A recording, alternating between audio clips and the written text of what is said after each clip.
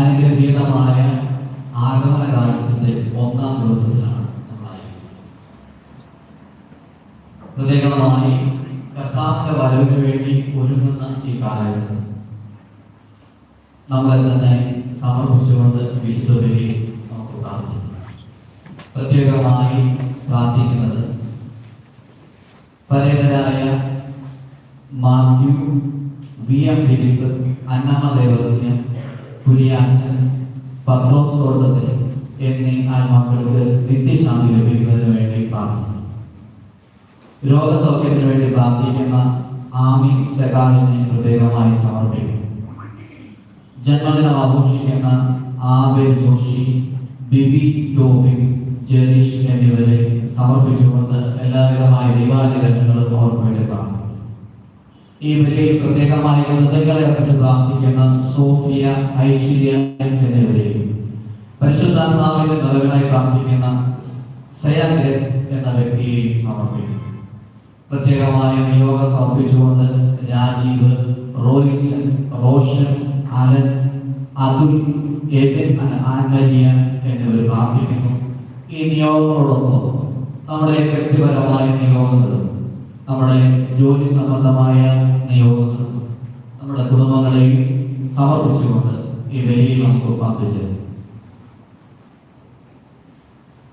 പിതാവിന്റെയും പുത്രന്റെയും പരിശുദ്ധാത്മാവിന്റെയും നാമത്തിൽ നമ്മുടെ കർത്താവായ യേശുക്രിസ്തുവിന്റെ കൃപയും പിതാവായ ദൈവത്തിന്റെ സ്നേഹവും പരിശുദ്ധാത്മാവിന്റെ സംസർഗവും നിങ്ങളോട്. സഹോദരരെ, ഈ ദിവ്യരഹസ്യങ്ങൾ കൊണ്ടാടാൻ നാം യോഗ്യരാകേണ്ടത് നമ്മുടെ പാപങ്ങൾ ഏറ്റുപറയും.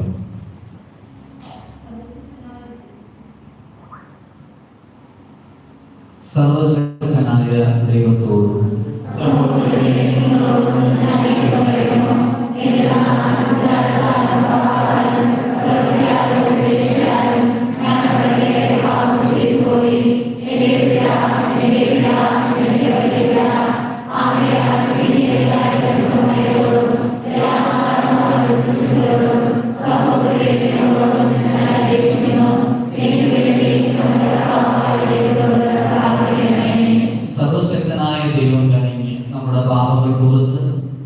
നിത്യജീവിതത്തിലേക്ക് നയിക്കുമാറാകട്ടെ.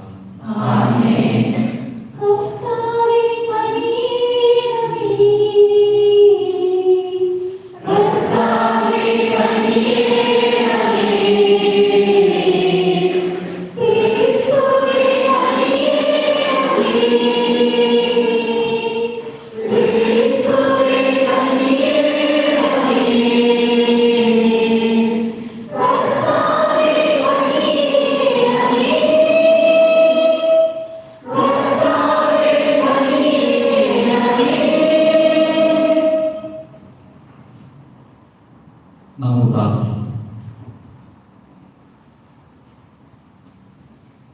സർവശക്തനായ ദൈവമേ, അങ്ങേ അഭിഷിക്തന്റെ ആഗമനവേളയിൽ സൽപ്രവൃത്തികളോടുകൂടി അങ്ങ് വലതുഭാഗത്തോടെയാണ് സ്വർഗരാജ്യം അവകാശപ്പെടുന്നതിന് യോഗ്യരാകാൻ വേണ്ട ഇച്ഛാശക്തി അങ്ങേ വിശ്വാസികൾക്ക് നൽകണമെന്ന് ഞങ്ങൾ പ്രാർത്ഥിക്കുന്നു. അങ്ങയോടുകൂടെ പരിശുദ്ധാത്മാവുമായുള്ള ഐക്യത്തിൽ എന്നും ദൈവമായി ജീവിക്കുകയും വാഴുകയും ചെയ്യുന്ന അങ്ങേ പുത്രനെ ഞങ്ങളുടെ കർത്താവുമായ യേശുക്രിസ്തു വഴി ഈ പ്രാർത്ഥന കേട്ടറിയണമേ.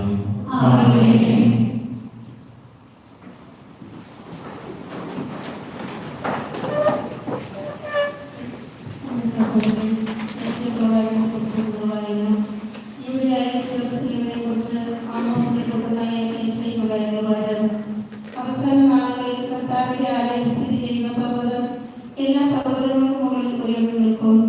എല്ലാ ജനതകളും അതിലേക്ക് ഒഴുകും. അനേകം ജനതകൾ പറയും, വരുവിൻ, നമുക്ക് കർത്താവിന്റെ വിധിയിലേക്ക്, യാക്കോബിന്റെ ദൈവത്തിന്റെ ഭവനത്തിലേക്ക് പോകാം. അവിടുന്ന് തന്റെ മാർഗ്ഗങ്ങൾ നമ്മെ പഠിപ്പിക്കും. നാം ആ പാതകളിൽ ചരിക്കും. കർത്താവിന്റെ നിയമം സിയോനിൽ പുറപ്പെടും. അവിടുത്തെ വചനം ജെറുസലേമിൽ നിന്നും. അവിടുന്ന് ജനതകളുടെ മധ്യത്തെ വിധികർത്താവായിരിക്കും. ജനപദങ്ങളുടെ തർക്കങ്ങൾ അവസാനിപ്പിക്കും. അവരുടെ വാൾ കൊഴുവും അവരുടെ കുന്തം വാക്കത്തിയുമായി അടിച്ചു രൂപപ്പെടുത്തും. രാജ്യം രാജ്യത്തിനെതിരെ വാളുയർത്തുകയില്ല. അവർ ഇങ്ങനെ യുദ്ധപരിശീലനം നടത്തുകയില്ല. യാക്കോബിന്റെ ഭവനമേ വരിക, നമുക്ക് കർത്താവിന്റെ പ്രകാശത്തെ വ്യാപരിക്കാം. കർത്താവിന്റെ വചനം. ഹൃദയത്തിന്റെ സങ്കീർത്തനം. കർത്താവിന്റെ ആലയത്തിലേക്ക് നമുക്ക് സന്തോഷത്തോടെ പോകാം. കർത്താവിന്റെ ആലയത്തിലേക്ക് നമുക്ക് പോകാമെന്ന് അവർ പറഞ്ഞപ്പോൾ ഞാൻ സന്തോഷിച്ചു. ജെറുസലേമേ, ഇതാ ഞങ്ങൾ നിന്റെ കവാടത്തിനുള്ളിൽ എത്തിയിരിക്കുന്നു. നന്നായി പണിതിറക്കിയ നഗരമാണ് ജെറുസലേം. കർത്താവിന്റെ ആലയത്തിലേക്ക് നമുക്ക് സന്തോഷത്തോടെ പോകാം.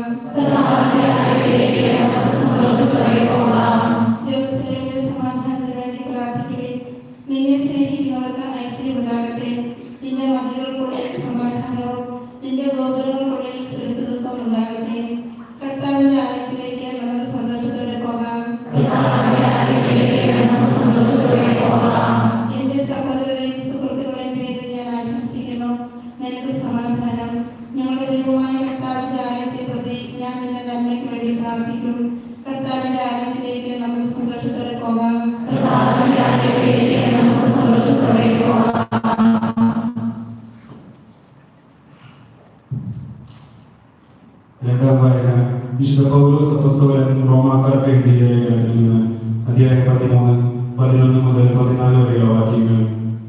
സഹോദരരെ, നിദ്ര വിട്ടുണരേണ്ട മണിക്കൂറാണല്ലോ ഇത്. എന്തെന്നാൽ ഇപ്പോൾ രക്ഷ നമ്മളാരും പ്രതീക്ഷിച്ചിരുന്നതിനേക്കാൾ കൂടുതൽ അടുത്തെത്തിയിരിക്കുന്നു. രാത്രി കഴിയാറായി, പകൽ സമീപിച്ചിരിക്കുന്നു. ആകയാൽ നമുക്ക് അന്ധകാരത്തിന്റെ പ്രവർത്തികൾ പരിത്യജിച്ച് പ്രകാശത്തിന്റെ ആയുധങ്ങൾ ധരിക്കാം. പകലിന് യോജിച്ച വിധം നമുക്ക് പെരുമാറാം. സുഖലോലുപതയിലോ മദ്യലഹരിയിലോ അവിഹിത വീഴ്ചകളിലോ വിഷയാസക്തിയിലോ കലഹങ്ങളിലോ അസൂയയിലോ വ്യാപരിക്കരുത്. പ്രത്യുത കർത്താവായ യേശുക്രിസ്തുവിനെ ധരിക്കുവിൻ. ദുർമോഹങ്ങളിലേക്ക് നയിക്കത്തക്ക വിധം ശരീരത്തെ പറ്റി ചിന്തിക്കാതിരിക്കുവിൻ. കർത്താവിന്റെ വചനം.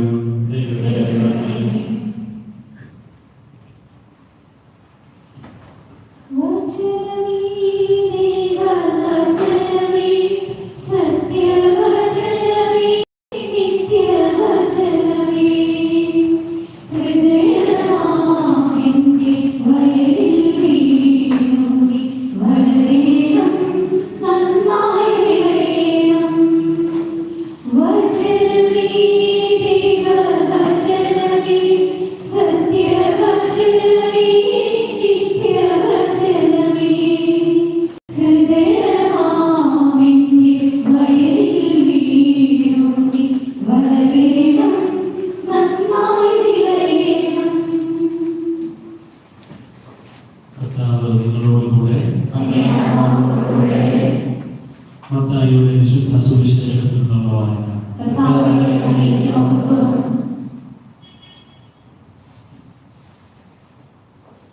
അക്കാലത്ത് ഈശോ തന്റെ ശിഷ്യന്മാരോട് അരുൾ ചെയ്യുന്നു, നോഹയുടെ ദിവസങ്ങൾ പോലെ ആയിരിക്കും മനുഷ്യപുത്രന്റെ ആഗമനം. ജലപ്രളയത്തിന് മുൻപുള്ള ദിവസങ്ങളിൽ നോഹ പേടകത്തിൽ പ്രവേശിച്ച ദിവസം വരെ അവർ തിന്നും കുടിച്ചും വിവാഹം ചെയ്തും ചെക്ക് കൊടുത്തു കഴിഞ്ഞു പോന്നു.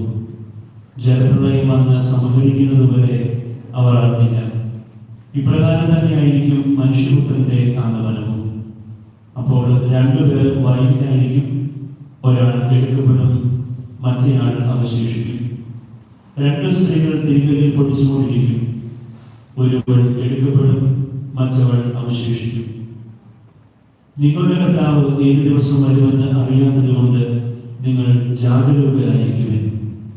കള്ളൻ രാത്രിയിൽ ഏതു സമയത്താണ് വരുന്നതെന്ന് ഗൃഹനാഥൻ അറിഞ്ഞിരുന്നെങ്കിൽ അവൻ ഉണർന്നിരിക്കുകയും തന്റെ ഭവനം കവർച്ച ചെയ്യാൻ ഇടകൊടുക്കാതിരിക്കുകയും ചെയ്യുമായിരുന്നു എന്ന് നിങ്ങൾ അറിയുന്നു. അതിനാൽ നിങ്ങളും തയ്യാറായിരിക്കണം. നിങ്ങൾ പ്രതീക്ഷിക്കാത്ത മണിക്കൂറിലായിരിക്കും മനുഷ്യപുത്രൻ വരുന്നത്. കർത്താവിന്റെ സുവിശേഷം.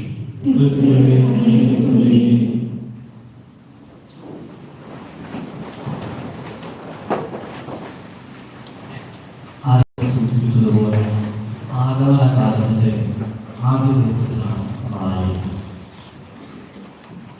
ഈ ആഗമനകാലം ഒറ്റ നോട്ടത്തിൽ യേശുക്രിസ്തുവിന്റെ ജനനത്തെ വരവേൽക്കാനുള്ള ഒരുക്കം, ക്രിസ്മസിന്റെ ഒരുക്കം.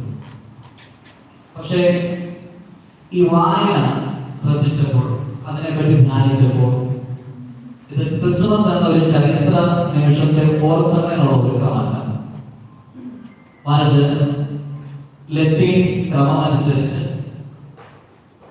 ഇത് കർത്താവിന്റെ രണ്ടാമത്തെ വരവിന് വേണ്ടിയുള്ള ഒരുക്കമാണ് ആഗ്രഹിക്കുന്നത്. ശരിയാണ്, ക്രിസ്മസിന് മുമ്പുള്ള നോമ്പുകാലമാണ്, ക്രിസ്മസിന് മുമ്പുള്ള യേശുവിന്റെ ജനനത്തിന് തിരുനാളിന് മുമ്പുള്ള ഒരുക്കത്തിലെ ദിവസങ്ങളാണ് ഈ ആഗമനകാലത്ത്. എങ്കിൽ തന്നെ ഈ കാലഘട്ടത്തിലെ ഈ കാലത്തിലെ വായനകൾ നമ്മെ യോജിപ്പിക്കുക കർത്താവിന്റെ രണ്ടാമത്തെ വരവിനുള്ള ഒരുക്കത്തെ കുറിച്ചാണ്. കാരണം ക്രിസ്തുവിന്റെ ജനനം അത് ചരിത്രത്തിൽ സംഭവിച്ച കാര്യമാണ്. നമ്മളിനി അതിനു വേണ്ടി മാത്രം ഒരുങ്ങിയ, എന്റെ വാക്കുകൾ ശ്രദ്ധിക്കുക, അതിനുവേണ്ടി മാത്രം ഒരുങ്ങിയ അതൊരു ചരിത്ര നിമിഷത്തെ ഓർക്കുന്നതിന് വേണ്ടി മാത്രമായിരിക്കും.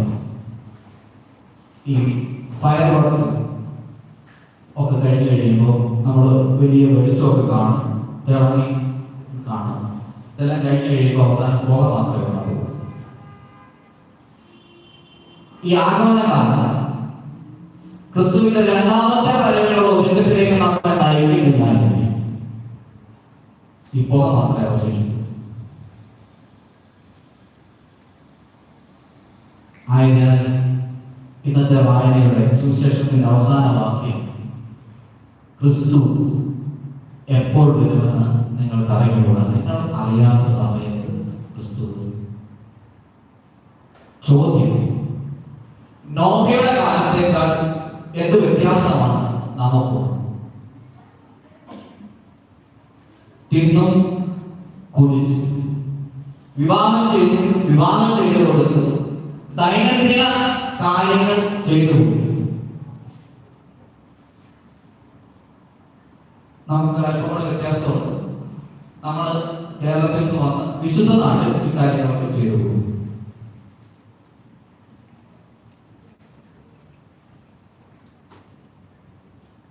കർത്താവിന്റെ രണ്ടാമത്തെ വരവിന് വേണ്ടി നമ്മൾ ഒരുങ്ങിയിട്ടുണ്ട്. ഉത്തരവാദിയാണ്. വിശുദ്ധർ ഒത്തിരി പേരുണ്ട്, ജീവിച്ചിരിക്കുന്ന വിശുദ്ധരെ ഇപ്പൊ നമുക്ക് നമ്മുടെ കുംഭസാരങ്ങൾ പാപങ്ങളുടെ ആവർത്തനമല്ലാതെ പാപങ്ങൾ കുറയ്ക്കുമെന്ന് ഒരു കഴിഞ്ഞ കാല കുംഭസാരത്തിൽ പറയുന്ന ഒരു കാര്യം ഈ കുംഭസാരത്തിൽ എന്ത് പറയേണ്ട ആവശ്യമില്ല എന്ന് പറഞ്ഞ് ദൈവത്തെ സ്തുതിക്കാൻ നമുക്കാവുന്നു.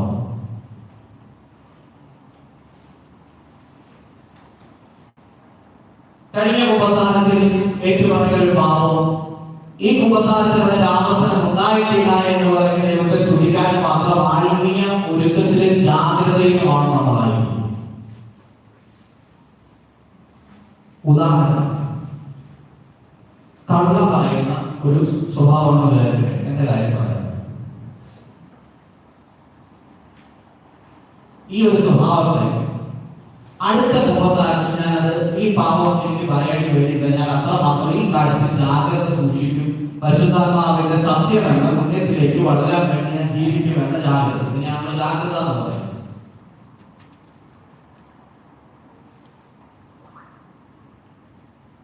ആയതുകൊണ്ടാണ് സുവിശേഷം പഠിപ്പിക്കുക മുഴുവൻ പ്രസംഗത്തിൽ കർത്താവിന്റെ അന്ത്യനാളുകളുടെ പ്രസംഗമാണ് ഈ വായിച്ചത്.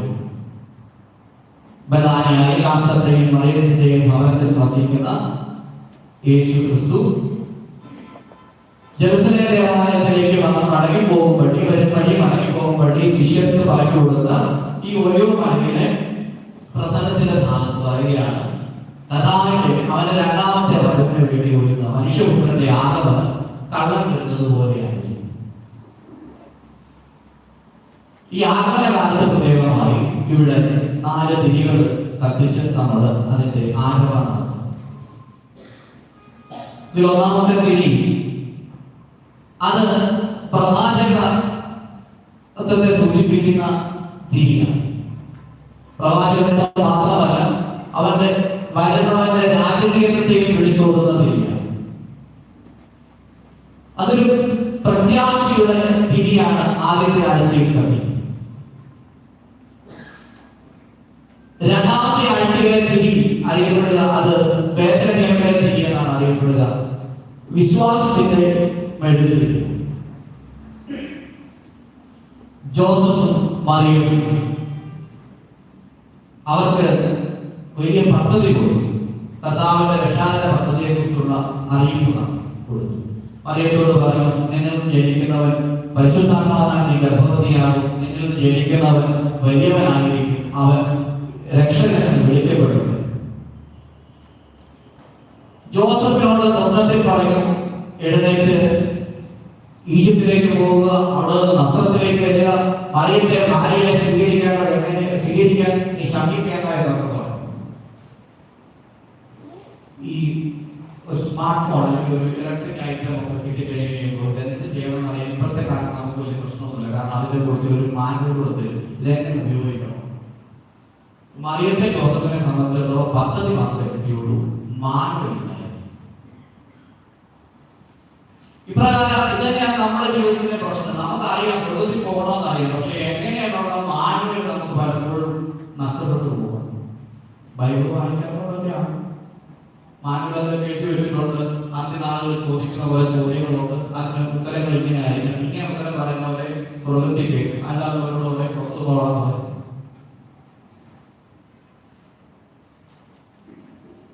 ജോസഫിനോട് രാത്രിയുടെ സ്വപ്നത്തിൽ വന്ന് പ്രത്യക്ഷപ്പെട്ടു പറയും, എഴുന്നേറ്റ് ഈജിപ്തിലേക്ക് പോകണം, നസ്രത്തിലേക്ക് പോകണം. ആലോചിച്ച് നോക്കി, ഇപ്പൊ നമ്മുടെ നാട്ടിൽ ജീവിച്ചുകൊണ്ടിരിക്കുന്ന ഇവിടെ ആയിരിക്കുന്ന സ്ത്രീകളായതുകൊണ്ട് കൂടുതൽ പേര് വിവാഹിതരായെന്ന് ഞാൻ പെട്ടെന്ന് ഉദാഹരണത്തിന് വേണ്ടി പറയുകയാണ്. നമ്മുടെ ഭർത്താവിന് സ്വപ്നം കിട്ടി, രാത്രിയിൽ എഴുന്നേറ്റ് ഇസ്രായേലിലേക്ക് പോകണം പറയും. നിങ്ങളെ വിളിച്ച് പറയാൻ നിങ്ങൾ എന്തായിരിക്കും പറയുന്നത്?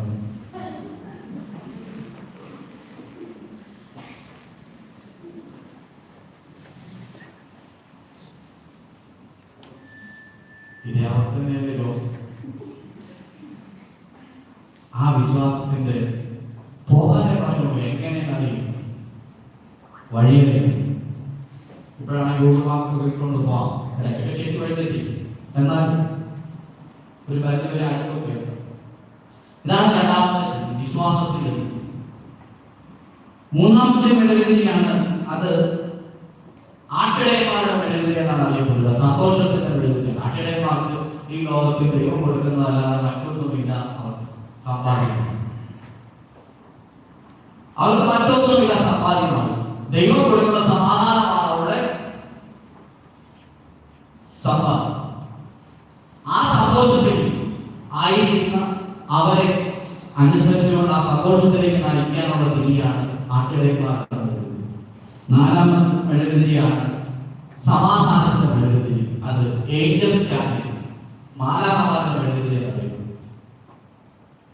ഇങ്ങനെ ഈ 4 മെഴുകുതിരികളാണ് ഈ ആഗമന കാലത്ത് ഈ ദേവാലയങ്ങളിൽ കത്തിക്കുന്നത്. സമാധാനത്തിന്റെ മെഴുകുതിരി സ്വർഗ്ഗം നൽകുന്ന സമാധാനമാണ്. വിശുദ്ധ കുർബാനയിൽ നമ്മൾ പറയും, വിശുദ്ധ രഹസ്യങ്ങൾ സ്വീകരിക്കുന്നതിന് തൊട്ട് മുമ്പ് പറയും, ക്രിസ്തുവിന്റെ സമാധാനം നിങ്ങളോടുകൂടെ ഉണ്ടായിരിക്കട്ടെ. നമ്മളെല്ലാം പരസ്പരം കെട്ടിപ്പിടിക്കും, കൈ കൊടുക്കും. അടുത്താണ് കൊണ്ടിരുന്നത്. നീയും ഇന്നത്തെ കുർബാനയ്ക്ക് വന്നെന്നുള്ള ആശ്ചര്യത്തോടൊക്കെ സമാധാനം കൊടുക്കുന്നു. ഈ സമാധാനം മാനവമായ സമാധാനമാകണമെങ്കിൽ സ്വർഗത്തിൽ നിന്ന് ലഭിക്കുന്ന സമാധാനമാണ്. സീറോ മലബാർ കുർബാനയിൽ പ്രത്യേകമായി ഈ സമാധാനം ആശംസിക്കുന്നതിന് മുമ്പ് വിശുദ്ധ രഹസ്യങ്ങളിൽ നിന്നാണ് തൊട്ട് ആയിട്ടാണ് ഈ സമാധാനം ജനങ്ങൾക്ക് കൊടുക്കുന്നത്. ചില മലങ്കര ക്രമത്തിലാണെങ്കിൽ ഈ വൈദിക സമാധാനം ആശംസിക്കുമ്പോൾ വൈദികന്റെ കരം ബലിപീഠത്തിൽ സ്പർശിച്ചിരിക്കണം എന്ന് നിയമം തന്നെ. കാരണം ഈ സമാധാനം ബലിപീഠത്തിൽ ലഭിക്കുന്ന, ക്രിസ്തുവിൽ നിന്ന് ലഭിക്കുന്ന സമാധാനമാണ് പരസ്പരം പങ്കുവയ്ക്കുന്നത്.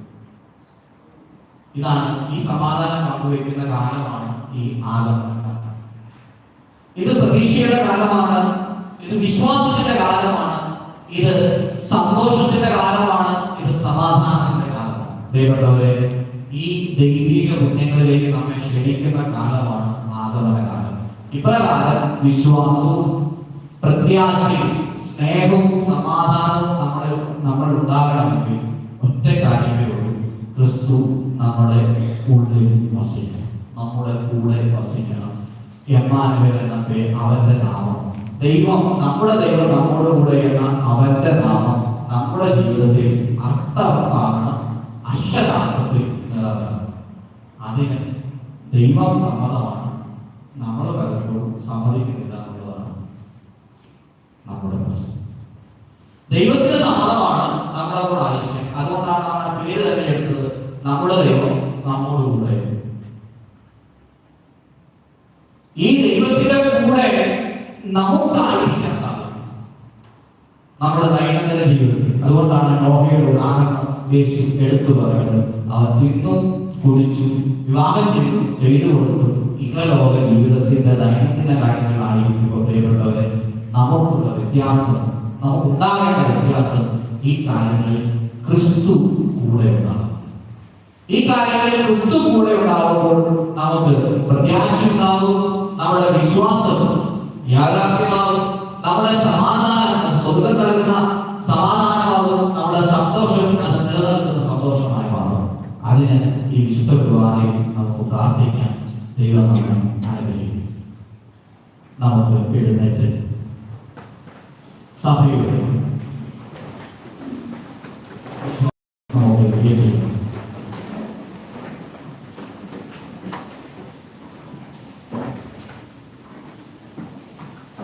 ഏക ദൈവത്തിൽ ഞാൻ വിശ്വസിക്കുന്നു.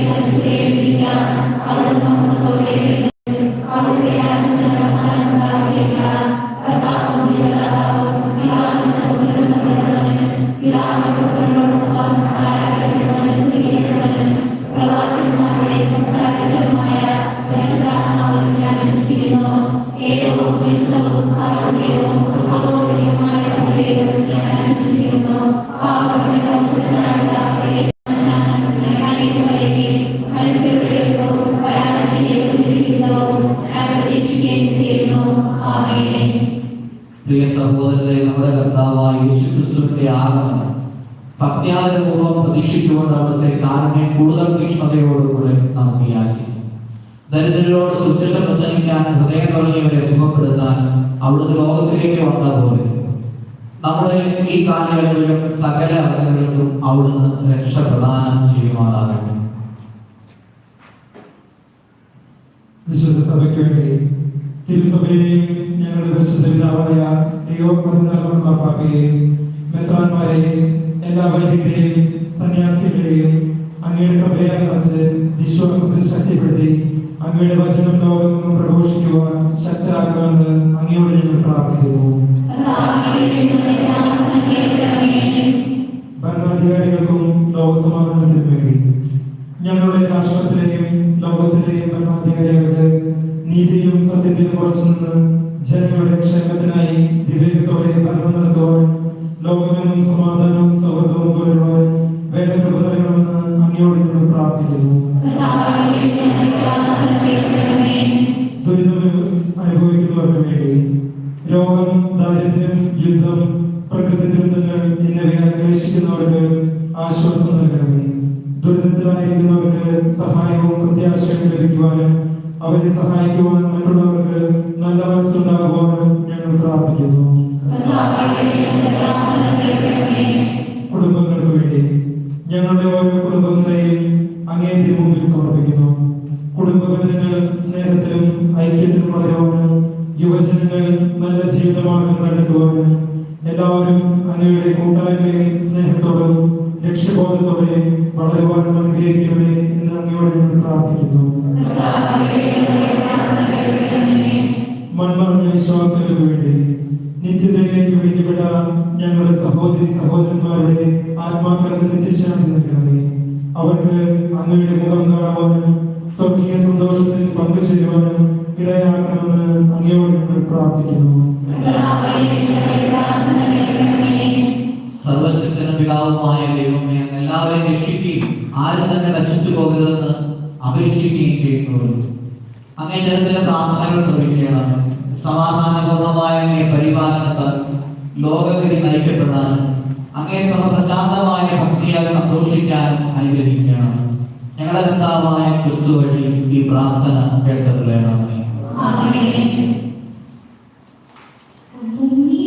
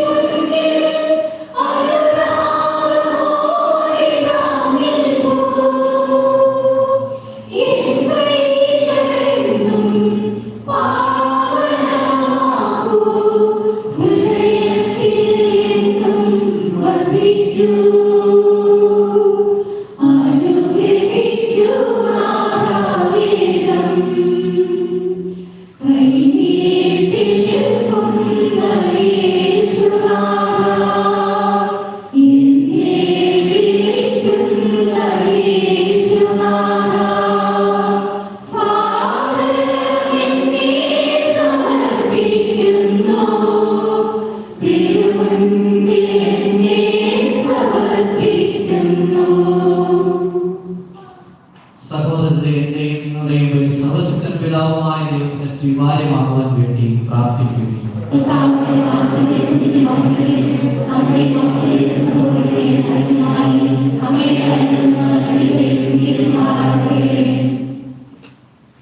കർത്താവേ, അങ്ങേ വരദാനങ്ങളിൽ നിന്ന് ശേഖരിച്ച് ഞങ്ങൾ സമർപ്പിക്കുന്ന ഈ കാഴ്ച വസ്തുക്കൾ സ്വീകരിക്കുകയും ഞങ്ങളുടെ കാലാനുസൃതമായ വണക്കത്തിന്റെ ഫലമായി അങ്ങ് നൽകുന്നത് ഞങ്ങൾക്ക് നിത്യരക്ഷയുടെ സമ്മാനമായി ഭവിക്കുകയും ചെയ്യട്ടെ എന്ന് ഞങ്ങൾ പ്രാർത്ഥിക്കും. ഞങ്ങളുടെ കർത്താവായ ക്രിസ്തു വഴി ഈ പ്രാർത്ഥന കേട്ടത് വേണമേ. കർത്താവ് നിങ്ങളോടുകൂടെ. ഹൃദയങ്ങൾ ഉയർത്തുകയും നമ്മുടെ കർത്താവായ ദൈവത്തിന് നന്ദി പ്രകാശിപ്പിക്കാം.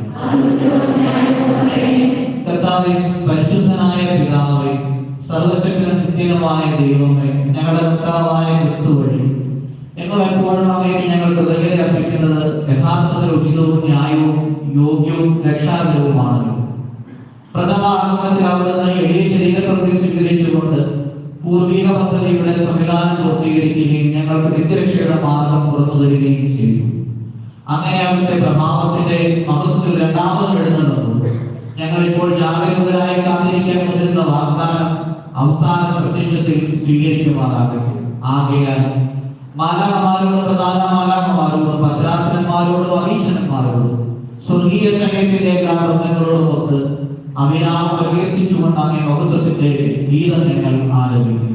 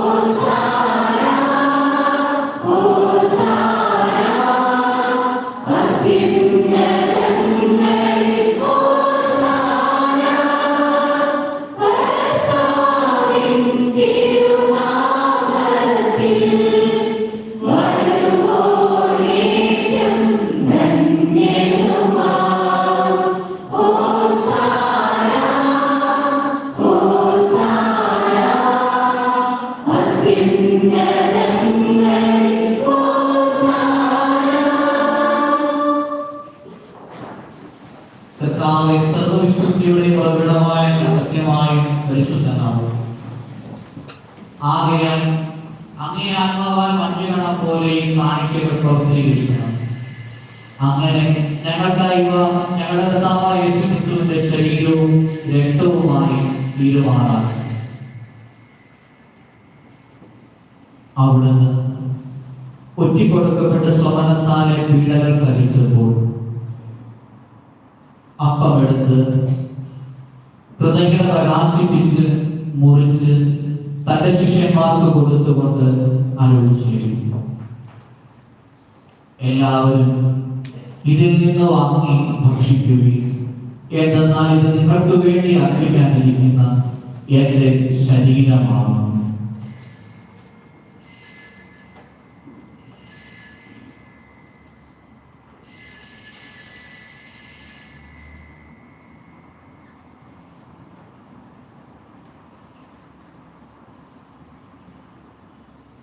അപ്രകാരം താഴെ കഴിഞ്ഞ് പാനപാത്രം എടുത്ത് വീണ്ടും അങ്ങേക്ക് കൃതജ്ഞത പ്രകാശിപ്പിച്ച് തന്റെ ശിഷ്യന്മാർക്ക് കൊടുത്തുകൊണ്ട് അരുളി ചെയ്തു, എല്ലാവരും ഇതിൽ നിന്ന് വാങ്ങി കുടിക്കുകയും, എന്നാൽ ഇത് നിങ്ങൾക്ക് വേണ്ടിയും അനേകർക്ക് വേണ്ടിയും പാപമോചനത്തിനായി ചിന്തപ്പെടാനിരിക്കുന്ന എന്റെ രക്തത്തിന്റെ നവീനവും സനാതനവുമായ ഉടമ്പടിയുടെ പാനപാത്രമാവും. ഇത് നിങ്ങൾ എന്റെ ഓർമ്മയ്ക്കായി ചെയ്യുകയും.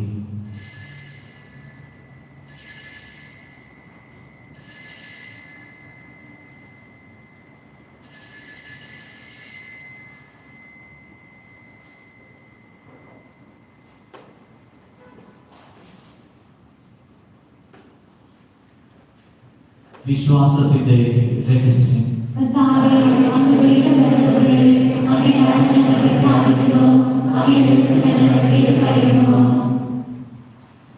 ആകയാൽ കർത്താവേ, അവിടുത്തെ മരണവും ഉയർപ്പും ഓർത്തുകൊണ്ട് അങ്ങയുടെ മുമ്പിൽ നിൽക്കുന്നതിനും അങ്ങയെ പരിചരിക്കുന്നതിനും അർഹരാക്കി തീർത്തതിന് ഞങ്ങൾ നന്ദി പറഞ്ഞുകൊണ്ട് ജീവന്റെ അപ്പവും രക്ഷയുടെ മാനപാത്രവും ഞങ്ങൾ അങ്ങേക്ക് അർപ്പിക്കുന്നു.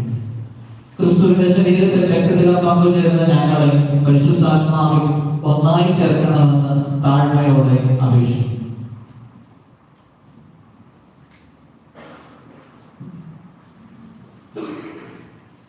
കർത്താവേ, ലോകമൊന്നും വ്യാപിച്ചു കിടക്കുന്ന അങ്ങയുടെ സഭയെ ഓർക്കാമേ. ഞങ്ങളുടെ ലിയോ പാപ്പായോടും ഞങ്ങളുടെ രൂപതാധ്യക്ഷനായ വൈദിക ഗണത്തോടൊത്ത് സഭയെ അങ്ങ് സ്നേഹത്തിന്റെ പൂർണ്ണതയിലെത്തിക്കണം.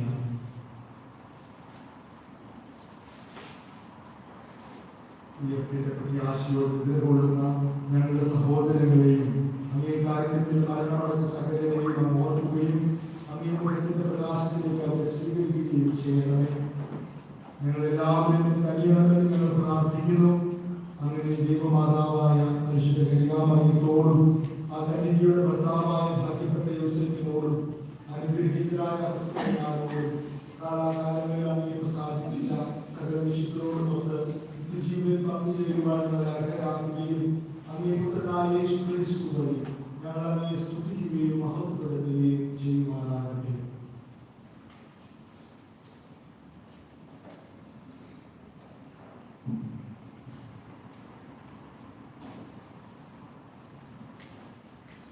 ക്രിസ്തുവിലൂടെ, ക്രിസ്തുവിനോടുകൂടെ, ക്രിസ്തുവിൽ തന്നെ സർവശക്തനായ പിതാവും ദൈവവുമായ അങ്ങേക്ക് പരിശുദ്ധാത്മാവുമായുള്ള ഐക്യത്തിൽ എല്ലാ ബഹുമതിയും മഹത്വവും എന്നും എന്നേക്കും.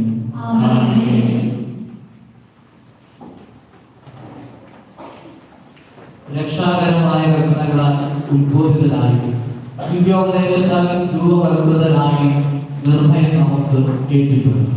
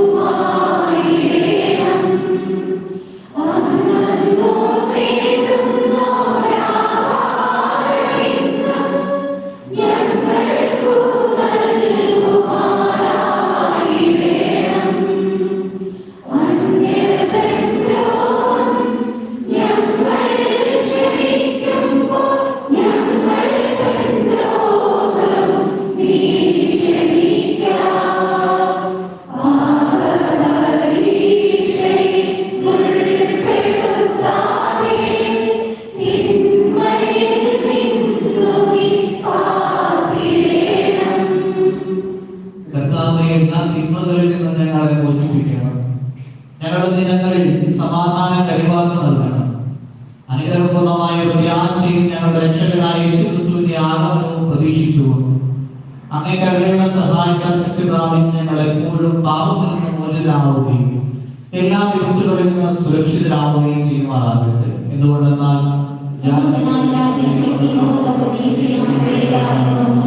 സമാധാനം ഞാൻ നിങ്ങൾക്ക് നൽകുന്നു, എന്റെ സമാധാനം ഞാൻ നിങ്ങൾക്ക് തരുന്നു എന്ന് അങ്ങേ അപ്പോസ്തലന്മാരോട് അരുളിച്ചെയ്ത കർത്താവായ യേശുക്രിസ്തു ഞങ്ങളുടെ പാപങ്ങളല്ല, പിന്നെ അങ്ങയുടെ സഭയുടെ വിശ്വാസം നിൽക്കാൻ പ്രാർത്ഥന അങ്ങേ തിരുവുള്ളമനുസരിച്ച് സഭയ്ക്ക് സമാധാനവും ഐക്യവും നൽകുവാൻ കഴിയണം എന്നും ജീവിക്കുകയും വാഴുകയും ചെയ്യുന്ന അങ്ങ് ഈ പ്രാർത്ഥന കേട്ടറിയണമേ. കർത്താവിന്റെ സമാധാനം നിങ്ങളോടുകൂടെ എപ്പോഴും ഉണ്ടായിരിക്കട്ടെ. നിങ്ങൾ പരസ്പരം സമാധാനം ആശംസിക്കും.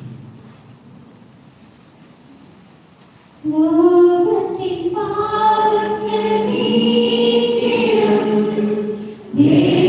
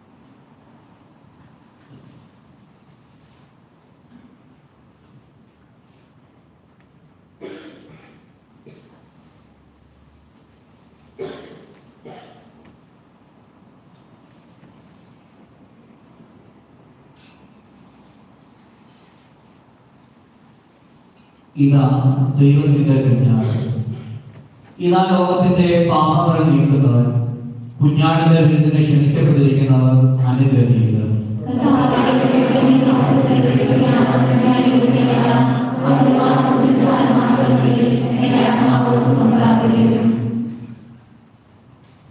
പാപങ്ങളും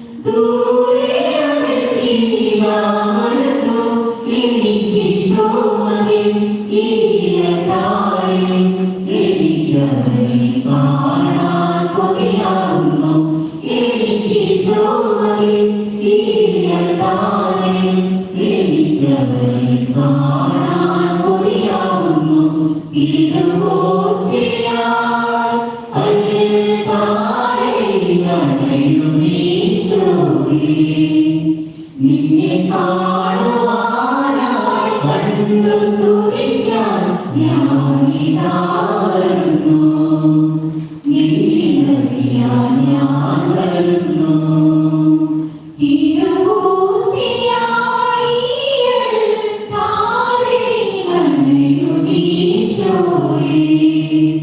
നിന്നെ കാണുവാനായി കണ്ടു സ്തുതിക്കാൻ ഞാനിതാരുന്നു,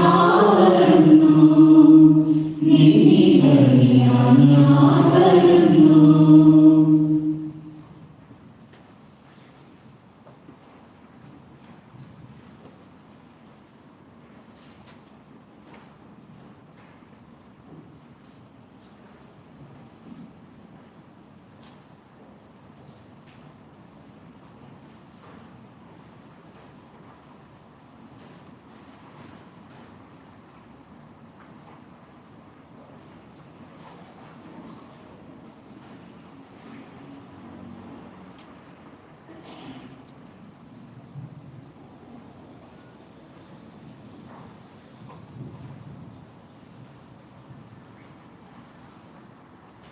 കർത്താവ് നമ്മൾ പ്രദാനം ചെയ്യും നമ്മുടെ ഭൂമി സമൃദ്ധമായി വിളവുന്നു.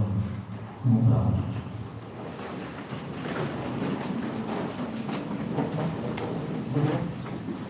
കർത്താവേ, ഞങ്ങളുടെ ആദ്യത്തെ രഹസ്യങ്ങൾ ഞങ്ങൾക്ക് ഫലദായകമാകണം. നശ്വരമായ വഴിയിലൂടെ ചലിക്കുന്ന ഞങ്ങളെ ഇപ്പോൾ തന്നെ ഈ രഹസ്യങ്ങളിലൂടെ സ്വർഗീയ കാര്യങ്ങളിൽ തൽപരരാകുന്നതിന് അനശ്വരമായവ മുറുകെ പിടിക്കുന്നതിന് പഠിപ്പിക്കണം. ഞങ്ങളുടെ കർത്താവായ ക്രിസ്തു വഴി ഈ പ്രാർത്ഥന കേട്ടത് വേണമേ. കർത്താവ് നിങ്ങളോട് കൂടെ.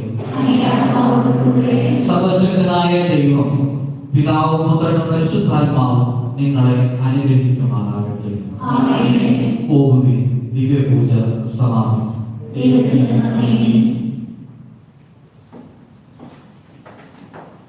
പരമേശ്വരനുള്ള പ്രാർത്ഥന.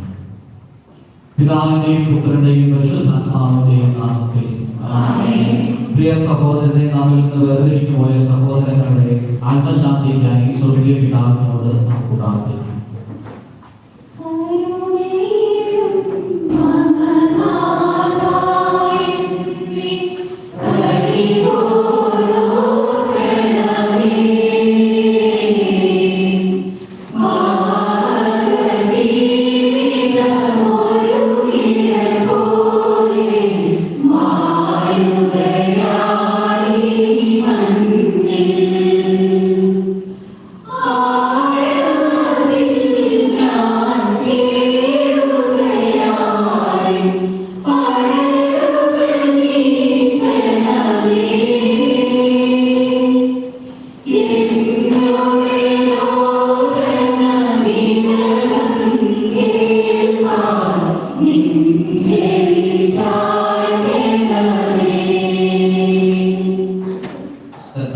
തകർക്കപ്പെട്ട എന്റെ അസ്ഥിവഞ്ചന സന്തോഷത്താൽ തുടങ്ങുവാൻ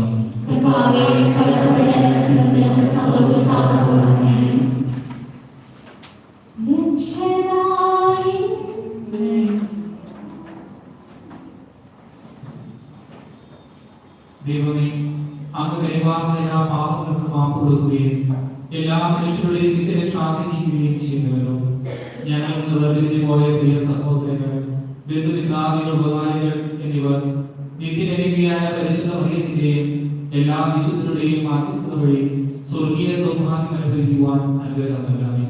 കർത്താവായ ക്രിസ്തു വഴി ഞങ്ങൾ സമർപ്പിക്കുന്ന പ്രാർത്ഥന കേട്ടരുളണമേ.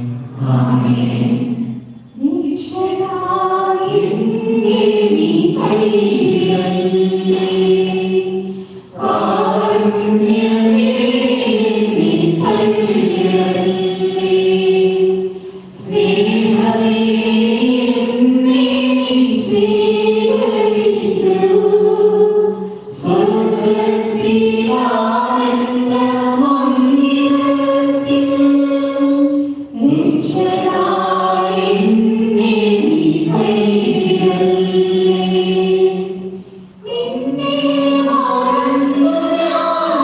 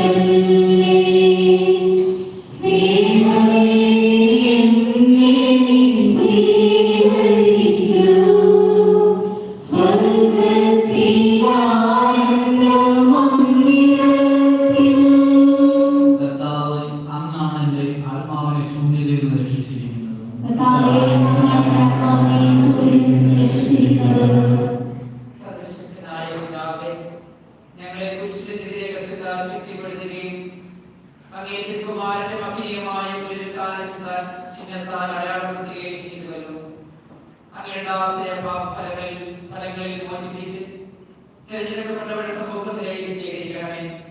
കർത്താവായ ക്രിസ്തു വഴി ഞങ്ങൾ സമർപ്പിക്കുന്ന പ്രാർത്ഥന കേട്ടുകൊള്ളണമേ. ആമേൻ.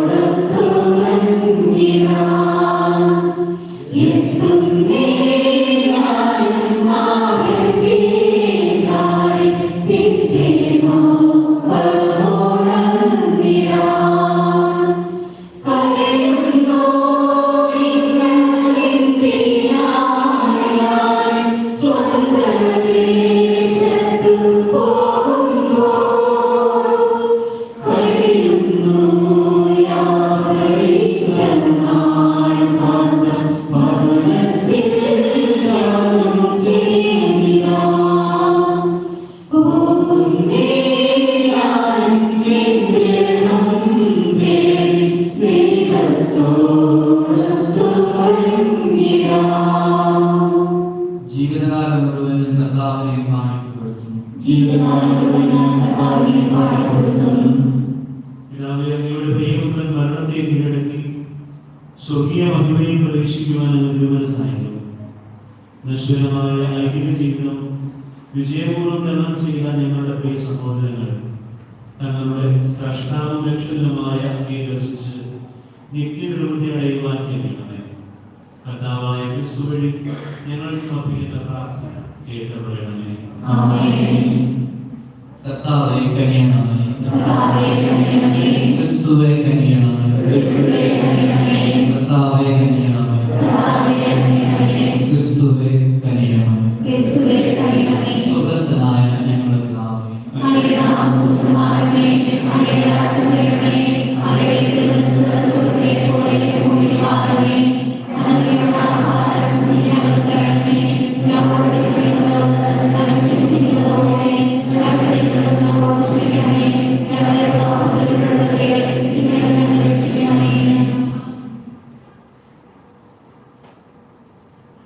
പരമകാരുണ്യത്തിനും ലോകരക്ഷകനുമായ ദൈവമേ, അങ്ങയുടെ അനുഗ്രഹീതമായ കൽപ്പനയനുസരിച്ച് ഈ ലോകത്തിൽ യാത്രയായ ദാസരുടെ ആത്മാക്കൾക്ക് വിശുദ്ധരുടെ സമൂഹത്തിൽ പ്രവേശനം നൽകണമേ. പുണ്യജനത്തിന്റെ സ്വർഗീയ ഭവനത്തിലേക്ക് ആനയിക്കുവാനായി അങ്ങ് വാനമേഘങ്ങളിൽ മഹത്വത്തോടെ യാത്രനാകുമ്പോൾ കണ്ണുകണ്ടില്ലാത്തതുമായ വിദ്യാനത്തിലേക്ക് ഈ സഹോദരങ്ങളെയും സ്വീകരിക്കുവാൻ കഴിയണമേ. കർത്താവായ ക്രിസ്തു വഴി ഞങ്ങൾ സമർപ്പിക്കുന്ന ഈ പ്രാർത്ഥന കേൾക്കണമേ. കർത്താവേ അവർക്ക് നിത്യവിശ്രാന്തി നൽകണമേ. ഈ സഹോദരങ്ങളുടെ ആത്മാക്കളും മരിച്ചവരുടെ എല്ലാ വിശ്വാസികളുടെ ആത്മാക്കളും കർത്താവിന്റെ കാഴ്ച സമാധാനത്തിൽ ആശ്വസിക്കട്ടെ. കർത്താവ് നിങ്ങളോടുകൂടെ. സർവശക്തനായ പിതാവ് പുത്രനും പരിശുദ്ധാത്മാവും നിങ്ങളെ അനുഗ്രഹിക്കട്ടെ.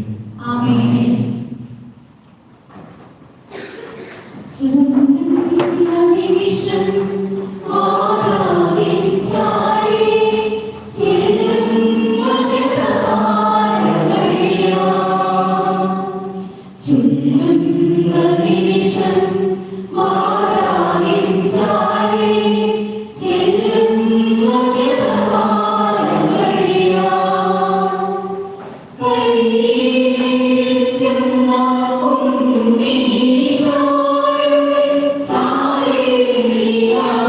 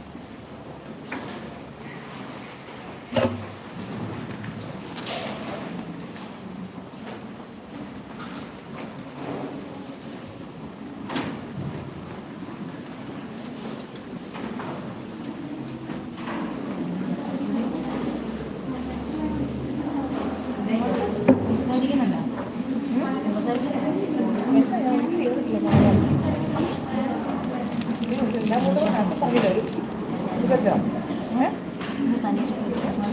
എന്ത് തുടങ്ങുമോ ചേച്ചി